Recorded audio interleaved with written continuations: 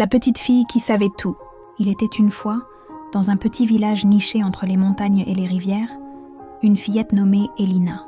Elle n'avait que 8 ans, mais tout le monde disait qu'elle savait tout, pas seulement les choses qu'on apprend à l'école, comme les mathématiques ou la lecture. Non, Elina savait des choses que même les adultes ignoraient. Elle savait quand la pluie allait tomber, même sans nuages. Elle savait quand une maman allait avoir un bébé, avant que la maman elle-même ne le sache. Elle savait aussi si quelqu'un était triste derrière un sourire, ou si un cœur cachait un secret. « Comment tu fais pour tout savoir ?» demandèrent souvent les gens du village. Elina répondait toujours avec un sourire mystérieux.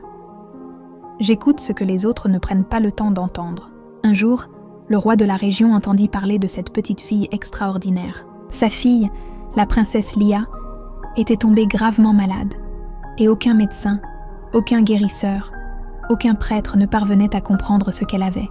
Désespéré, le roi fit chercher Elina. Quand elle arriva au château, les gens se moquèrent d'elle. « Une enfant ? Pour sauver une princesse ?» Mais Elina n'écouta pas. Elle entra dans la chambre de la princesse et s'assit près d'elle. Puis elle ferma les yeux et écouta, pas avec ses oreilles, mais avec son cœur. Puis elle chuchota. « Elle n'est pas malade du corps, elle est malade du cœur. Elle est seule.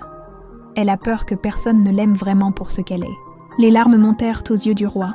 Il se rendit compte qu'il avait trop négligé sa fille. Occupé par les affaires du royaume, il s'agenouilla près d'elle, la prit dans ses bras et lui promit de redevenir un père présent et aimant. Quelques jours plus tard, la princesse guérit.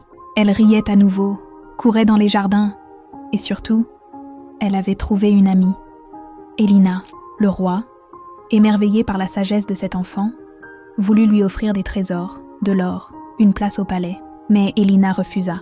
« Ce n'est pas l'or qui éclaire le monde, c'est l'amour. Je préfère retourner dans mon village, là où les cœurs ont encore besoin d'être écoutés. » Et elle repartit, toujours avec ce petit sourire, laissant derrière elle une leçon que le royaume n'oublierait jamais.